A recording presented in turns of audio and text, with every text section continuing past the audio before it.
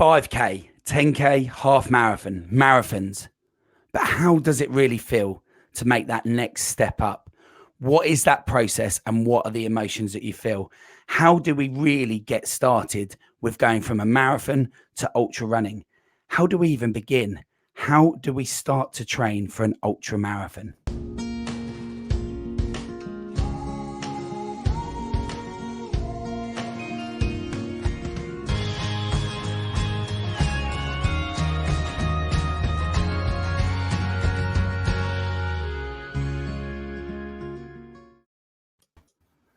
Hello and welcome to the Ultra Running Podcast with me, Coach Marshy. I hope you're all well and you've had a great week of training.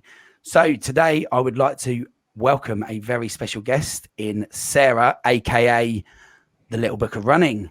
How are you, Sarah? Hi, I'm good, thanks. How are you? Yeah, very well, thank you.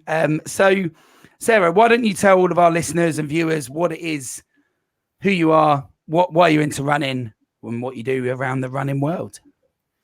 So as you say, my name's Sarah. I have done 8 marathons now, and this weekend I completed my first ultra marathon. So I did the 100k non-stop for Race to the Stones, which was an amazing experience. It was unlike anything I've ever done before. I think we'll talk sort of through it, but the training, the whole process, everything you learn about yourself, about running. You know, I sort of thought I knew quite a lot about running, but it's just a whole different take on running. So much friendlier.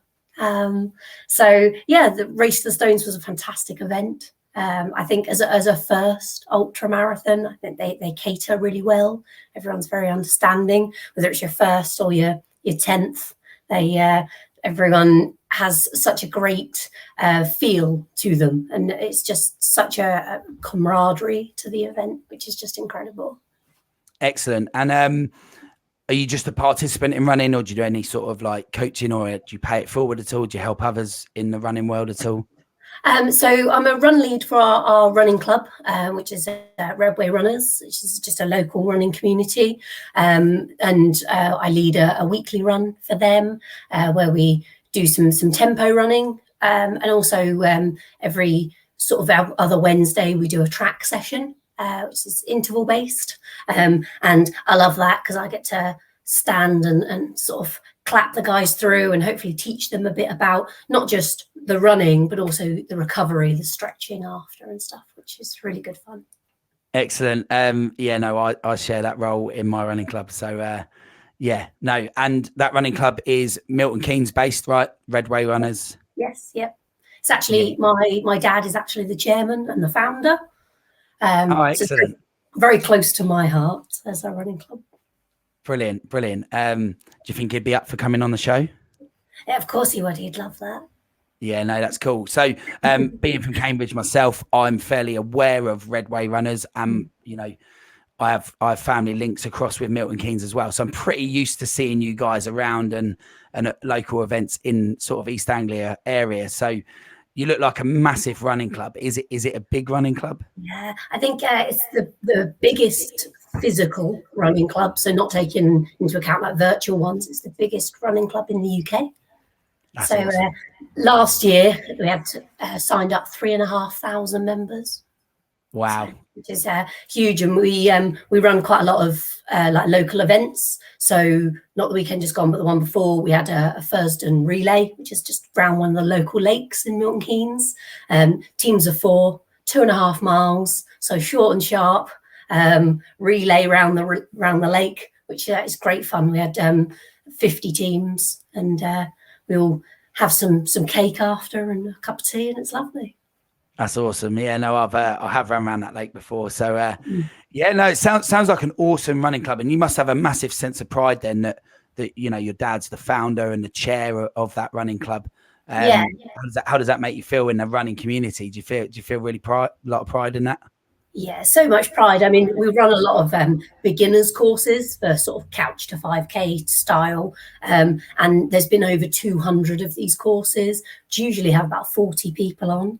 And so the amount of people that it's helped to get into running, to further their running, it's just incredible. There are people that run, you know, super fast to people that are just out for a Sunday jog, and it sort of caters for all sorts. And yeah, so proud of Dad. He's done, he retired a few years ago. He's been running the club now for 10 years. This is our 10-year anniversary this year of the club. And he sort of set it up when he retired just as 10 people just that would go for a little jog just in the day. And now it's absolutely huge. So yeah, really mind blowing. Do you know what? That's absolutely awesome. And I love hearing about it. Like I said, I've got an affiliation over to that part of the world with family. So I am there regularly, but I too was the founder of my running club at Histon here in Cambridge. So it's now called High Runners. It's gone a little bit broader than just the Histon village, but you know, it's so much hard work. So, you know, for your dad to be the founder and, you know, have that many runners, that's a huge number of people, Sarah, that, you know, their lives have probably been changed. They've probably met lifetime friends because of that club. And, you know, do you feel like you want to keep paying that forward and take that legacy forward as well? Oh, absolutely. I mean, we have had people get married that have met through the club, people that, yeah, obviously, as you say, made lifetime friends. I mean, I've made so many friends, and you meet people that are like-minded, don't you? Like, I talk at work to people about my running and doing Race to the Stones at the weekend, and I think they just sort of think, I don't really know what you're talking about. And you meet these people that understand, and they share that same little bit of crazy that you do. So love that a little bit of crazy. You know, I share that feeling as well, because I think for me, what I find is, let's say last night, the football, everyone can have that conversation. You know, everyone will have the normal conversations like that. But when your passion is running, when you're down the pub with your non-running mates or whatever, and you're having a chat, it's very difficult. They sort of ask how it goes, and then it kind of goes dead after about a minute. That's what I find, because they don't really know what it's about. It's not their fault. It's just they don't really understand. So I love that little bit of crazy, you know, that we all have is definitely something. So, you know, massive congratulations to you for completing the Race to the Stones ultra. So anyone who doesn't know, that's obviously a 100K event. So, you know, in terms of the event itself, tell us a little bit about it. What did it involve? You know, was it your first one? Have you done many ultras? You know, tell us a bit more about it. Yes, that's my first ultra. We started 20 weeks ago. We wrote our own training plan, which was probably a bit risky, but between us, Kev and I, we've done, you know, I've done 8 marathons, and I think Kevin's done 7. And we have a training profile that we think works for us. Luckily, it kind of matches, and we sort of bounce off of each other to be able to train together, which is obviously a wonderful thing, to not go through every step on your own. I'm probably a little more emotional than he is about it. And certainly on the day, he keeps more of a level head, which keeps me quite level, because otherwise I probably would just be so scared and daunted about these things.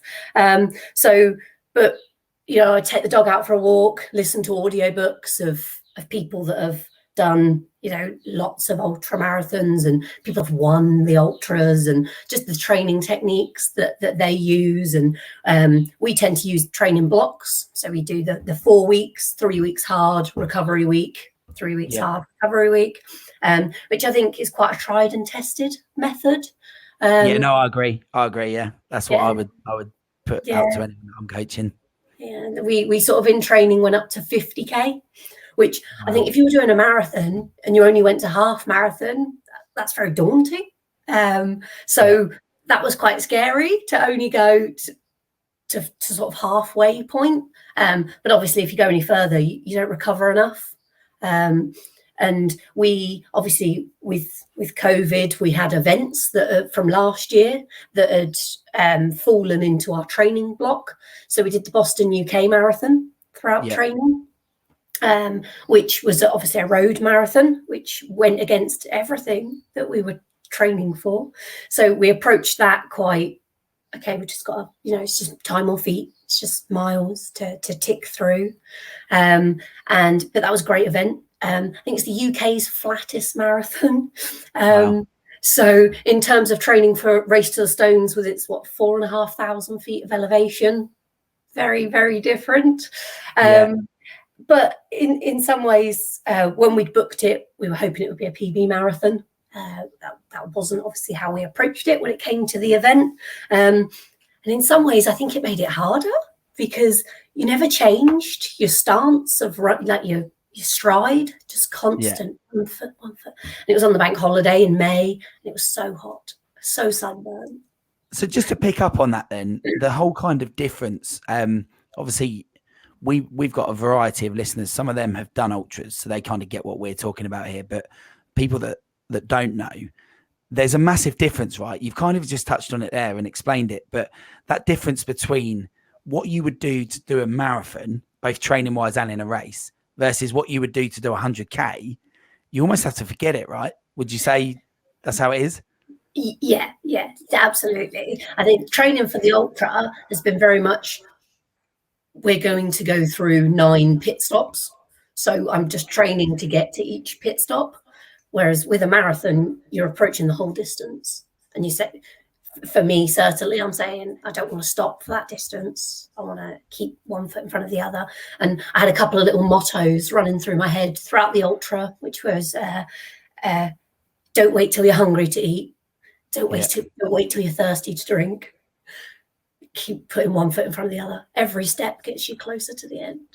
Yeah, no, I love it. I love it because that's actually one thing I was going to ask you. Was there any kind of like anything that you kept telling yourself that kind of got you through from the start to the end, but also the pit stops, right? So you said you broke it up into the pit stops. How many pit stops was it all the way through? So there were 7 pit stops. Cool. Obviously the end. So what was the longest distance between a pit stop? Oh, the longest one was between 6 and 7, and it was 15.5K. Wow. Okay. So all right. Yeah.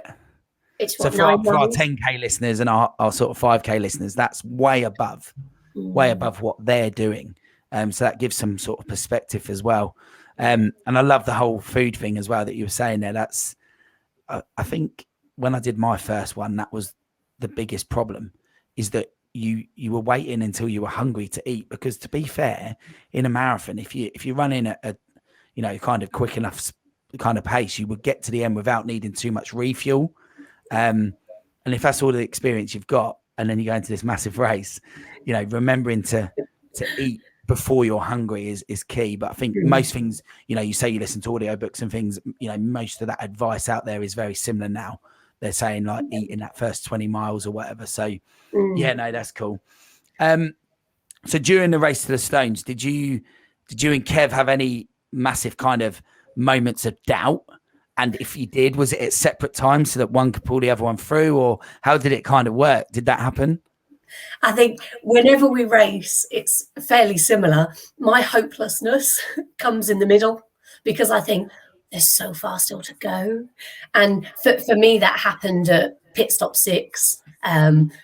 We were leaving pit stop 6 with 15.5K to the next pit stop, 27K to the end. It was at 73K. And I just walked out of the pit stop and sort of repeating to myself, 15.5K, that's 9 miles. Hopefully that will take 2 hours, maybe an hour 45. And then just tears started rolling down my face. I just couldn't stop them. I was just falling down my face. And Kev's like, it's okay, we'll walk for a little bit. We'll have some food. And then as we're walking, we're still getting closer. So we walked for a mile, sort of composed myself. I was like, okay, just need to run for another mile, run to the next hill, and get through it. So that was really my moment of, I can't believe there's still 27K to go, because that's what 16 miles, and it just felt like such a long way still to go. Whereas Kev gets towards the end and he's like, I'm not sure I can do it anymore. And I'm like, no, we're nearly done now. Like, just got to keep going. No, that's it's interesting because whenever you ask a question like that, or you speak to anyone out there in the running world, that really differs, right? There's loads of different ways people deal with it. But, you know, you kind of mentioned there about the motto was one foot in front of the other. But then you also mentioned about you were still moving towards the end continually. Yeah. And that's something that I know that I made as a mistake when I sort of did my last ultra. Even you know, you stand, if you're standing still, you're not. You could be making progress, and the time's still ticking, right? The time's still going. The timer's on. The chips going. All of that. So yeah, and it obviously made you feel really emotional as well. So at times, you know, those highs and those lows. You know, Definitely. I think what? the last 5K was maybe the best bit because it was fairly continuous running because Yeah, you're constantly hitting the hills. So you're getting a stride and then it's a hill. So you walk up the hill. But the last sort of 5K was fairly continuous running. It felt like we were in a stride. Don't get me wrong, it was a fairly painful stride at this point. But it was fairly quick progress. We were sort of tumbling through the Ks, and as they're counting down those last 5Ks, it feels like you're nearly there. You're on the home straight. Yeah, no, that's good to know because I've obviously I should have been on the start line with you, but I didn't make it. So I like that because now I know that, and you've told me that, so I can now remember that, and I'll have that in my head. Sarah said, right, that's how it is. So on that particular race, so hopefully I'll get to that point to start with, and then can finish strong. So that's cool. With anyone who races regularly, especially the longer stuff, there's always funny moments, you know, moments that just stick out, and sometimes they're not even anything to do with running. Was there anything on this particular race that stood out as a bit of a funny moment on the race to the Stones? You know, something that someone did or something that you guys saw en route?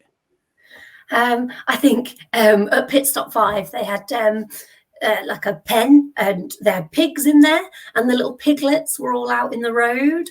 And I was like, oh, like there's piglets, let me take some photos for my Instagram. And Kevin comes over and he's like, oh, a bacon? And I'm like, don't tell them that. Poor little piglets. Yeah. Yeah, no, I did see that. I saw that that was on many Instagrams actually. That seems to capture the moment. So although I asked you that question knowing that might have come up, I didn't definitely expect you to say it. So that's interesting. Yeah, I did see them suckling away having breakfast, and the organisers making a bit of reference to that as well, being pit stop 5. So yeah, no, that's cool. And moving on to the ultra kind of world, with this being your first one, was there anything that you kind of experienced for the first time? So people talk about hitting the wall and various kinds of things that can happen on a marathon. Was there anything that you particularly experienced for the first time during the race to the Stones? I think for me, I fell in love with trail running. I think everything I've done before has been fairly road based. So as our name suggests, we run the redways of Milton Keynes, and Milton Keynes has an amazing network of redways, which you can get from one end to the other without having to cross a road, which is brilliant. But even training, we went out on the trails, and you saw parts of Milton Keynes and such that have always been there, but you've never seen. And running along the Ridgeway, Race to the Stones, especially in the later parts of it, you're sort of on the top of the Ridgeway and you feel sort of on top of the world. And I think that's just an incredible feeling. Yeah, no, I love that kind of feeling of being somewhere where you would otherwise probably not have been unless you were running that race. Yeah, I think that's really like, it's just such a free feeling. It's just like, oh, I just feel happy. It's nice. Yeah, no, that's awesome, Sarah. I love that.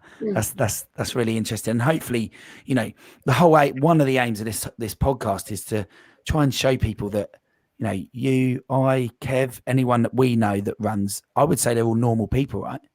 Yeah, absolutely. I think, you know, if you'd have said to me when I started running that, you know, I used to run just 5K on a treadmill in the gym, and then obviously Dad would try and make me run with the club, and I was like, no, I don't need to do that. Like, I just run in the gym. It's just don't need to run outdoors. And then what was I doing? Well, I was running on a treadmill, and I could have been running in the great outdoors. Park run is obviously great for that, isn't it? Like meeting like-minded people, as we said before. But everyone you meet is just a normal person, and they've started by doing, maybe a couch to 5K type style. And if you'd have said to me then that I was going to be running 100 kilometers, I'd have never believed you. I'd have been like, no, there's no way, absolutely no way. But I feel like I've learned so much by doing it about me as a person, about what I'm capable of, about the need of recovery and how important it is to recover afterwards. I think when I've done marathons in the past, I've kind of just gone, right, ticked that off, and then, right, what's next? And not really thought about recovery. Whereas, I've booked the Monday off after work so that I can focus on some like recovery time, how important it is to like stretch. And these are all things I've always been told. But as a runner, I've been a bit like, don't need to worry too much about stretching. Whereas now I see sort of more the importance of that, and hydration and nutrition while you're running, how important it is that you're getting the right hydration in so that you don't ever feel dehydrated, because obviously you can't spend the whole day dehydrated and such. Yeah, no, we're awful people when it comes to the running community for actually doing what we should do, right? Yeah, definitely. The whole, we don't like stretching, so the foam roller gets invented. We don't like foam rolling, so then we get a stick. The stick's good, but it's a bit easier than the foam roller. So then the massage gun, and it's just like you go through all these things, and the truth is really we should be doing them all. But it's great to hear that you kind of factored that in. I'm a big believer in strength and conditioning for running, and understanding how human movement and running can go together. And there's so many of us recreational runners that are out there. You are part of a massive network of runners over at Milton Keynes, and actually, as a percentage, when I look at my club, there's not many doing the basic stuff that they could do that doesn't cost anything extra. No. It's not like adding money to their sport or their hobby. So, okay. So in terms of the kind of the transition now from, did you say 8 marathons you've done? Yeah. Go on, just give us a quick rundown of what they are. So I've done Milton Keynes, London, Paris, Manchester, Loch Ness, London virtually, Milton Keynes virtually, and Boston, UK. Always have to caveat that one, Boston, UK. yeah, definitely. But again, I don't think a non-runner would really question it either way, whereas a runner would definitely question, was that Boston or Boston? So no, absolutely. Cool. So I've got a bit of experience of a few of those races as well, especially Loch Ness. What a great marathon. And I've got to say, Sarah, I don't know about you, but although I've got the desire to go and adventure the world and go and see the famous Loch Ness, I've definitely gone there sooner in my life because I run. Oh, absolutely. Yeah. I think it does take you to places you don't think you'd have otherwise gone, which is lovely, isn't it? And it's such a beautiful way to see somewhere. Like while you're on holiday, if you go for a run around, you get to see sort of streets and parts of the place that you probably wouldn't have visited otherwise. Yeah, no, I completely agree. Completely share that.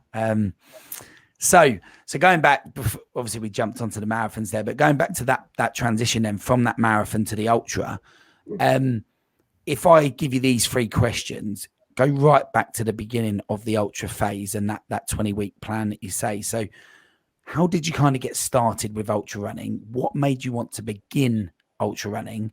And then how did you train for it?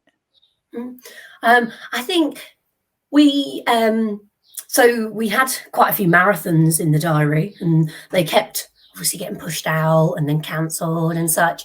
And I think it's something I've always considered doing, maybe like sort of as the next step from you've done a few marathons, and maybe people seem to do one and then love them.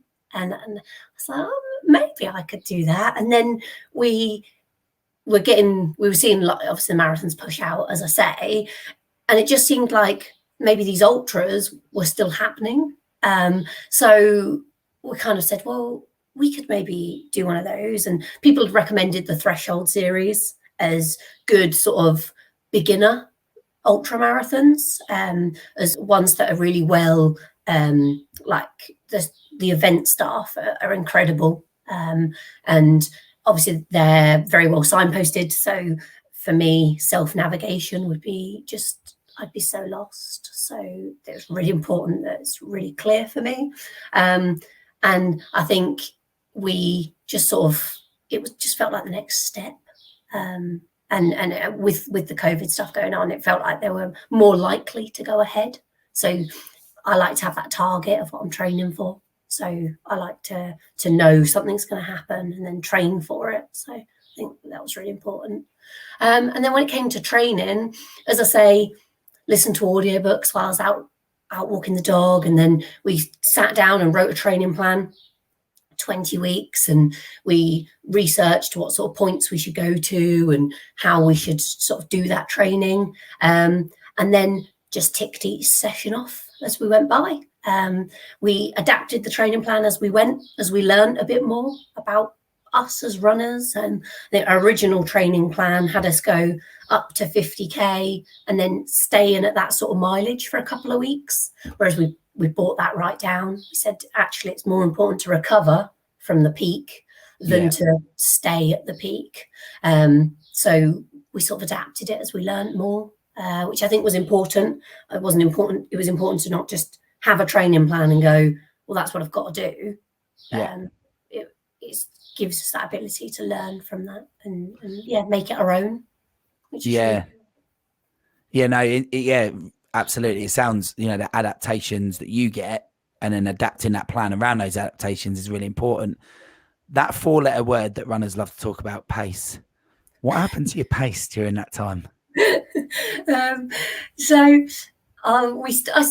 As I say, I lead a tempo run every week. So that was sort of ingrained in the plan, because obviously we were doing that tempo run every week, but we took intervals away, which was something we religiously did on a Thursday. Every Thursday, no matter what we were training for, was interval day. And we took that out of the plan because not sure we saw, and we could be wrong, but the value of doing 200-meter repeats for ultra training. Completely agree. Absolutely. Yeah. We replaced them with hill sprints. Hill sprints. And the word sprint should be usually used there. Yeah. Sort of a little bit faster up, but more hill repeats. Maybe we should call them. We replace them with hill repeats and more of a hilly run. I mean, I think one of the famous things about Milton Keynes is it's quite flat. We don't necessarily have the luxury of hills that perhaps other people have when they train. So we have to pick a hill and obviously try to get some hilly runs. As far as pace, I mean, we came into it obviously off the back of marathons, so we were fairly strong coming into it. But I think I ran my 5k PB in November of 2020. So I'm nowhere near that pace right now, I don't think. As I mentioned earlier, we did Thursday relay, which was 2.5 miles.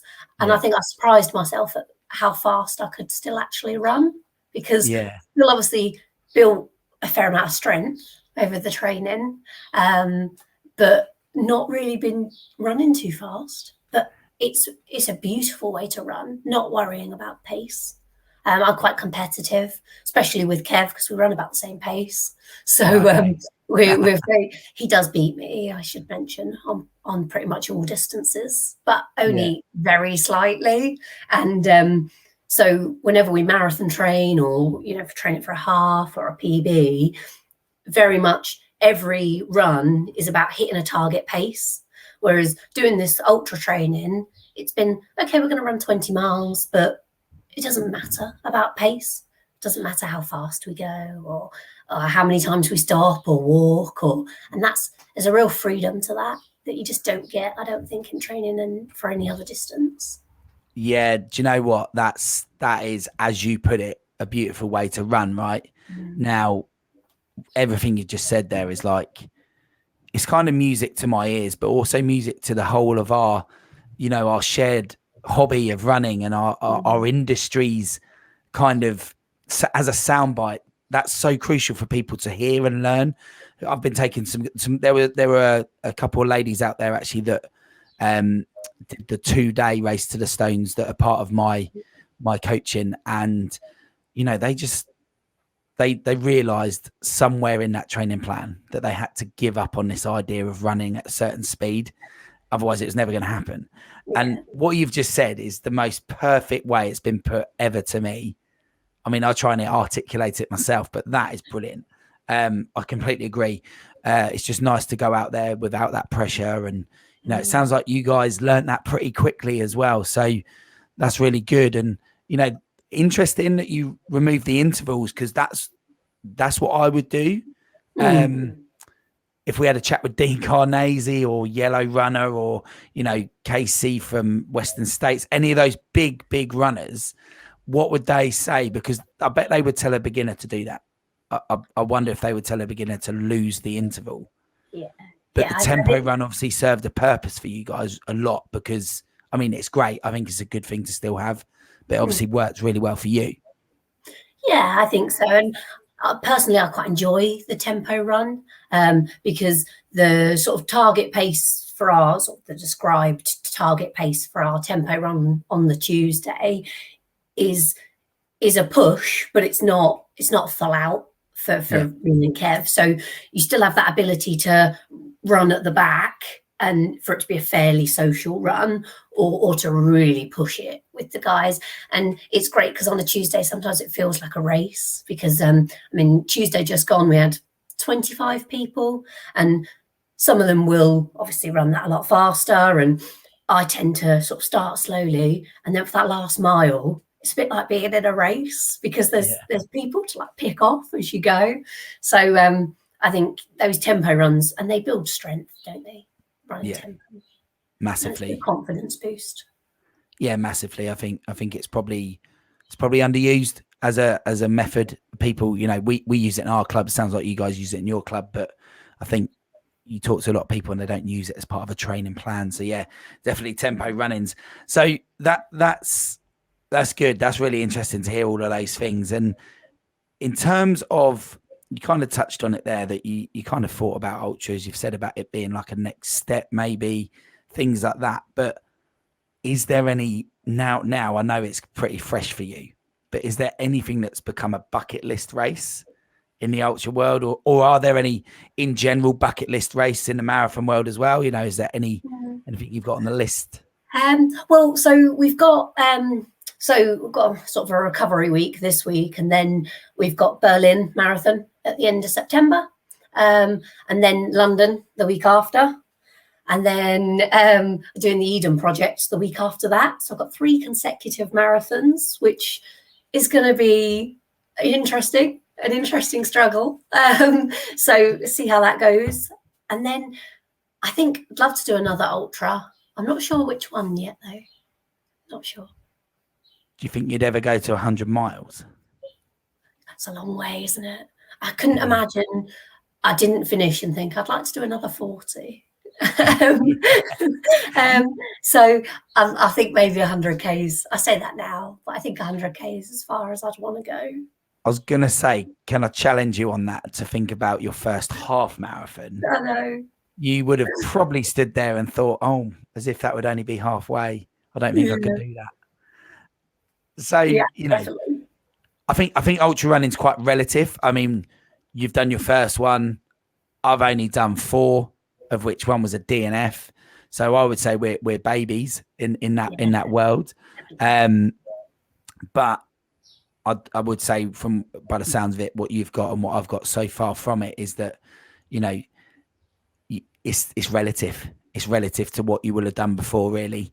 You know, in a half marathon, I did Silverstone half marathon as the old Silverstone half marathon, the one that was run by London Marathons back in 2009. That was my first marathon. I remember finishing that and saying, there is no way that I will ever do that again. And here, you know, and do it double. But here we are 10 marathons later, and it's happy days. So, you know, maybe Sarah, we'll see each other out on an ultra soon, maybe even 100 mile. You never know. So in terms of ultra running, last question on this really, what would you say your 3 tips are that you would give someone wanting to get into ultra running? I think it's important to do some research. I think you have to go into it with your eyes open.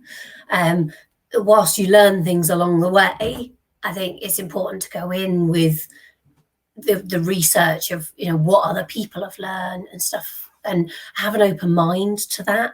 So you might think, you know a lot already, but it's so different to road running and to marathons, and it really is like the next step. So I'd fully recommend to listening to things like this, and people that have done them. And not everything they say will necessarily work for you, but it's interesting and good to hear, so that you can at least trial and error. That's what your training's about. Trying things, trying all those different foods and seeing what works for you and what doesn't.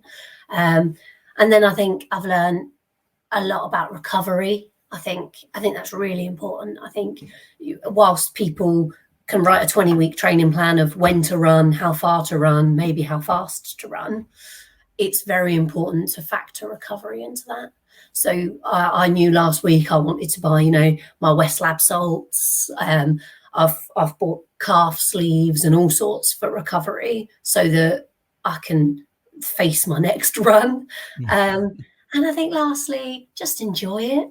I think the camaraderie of ultra running is amazing. I think everyone wants everyone to succeed, and everyone wants to make new trail friends along the way. So enjoy it, take the time to socialize. I think that's really important. Yeah, no, 3 excellent points there. That's something that I would echo all of those things actually. And actually, to be honest, although I've done a few myself, I'm sitting here absolutely in awe of what you guys have achieved and inspired by it. And hearing those tips just make me take it back again and do some basics again. And that's really important. Even, anyone out there should definitely, like you said, tip 1 was spot on, the research bit, absorb, and then see what works, I guess, right? Yeah. There's so much out there as well in terms of like nutrition, and how important it is, because as you said earlier, you can sort of get through a marathon without really worrying about nutrition. You just can't, can you, on this? You need those.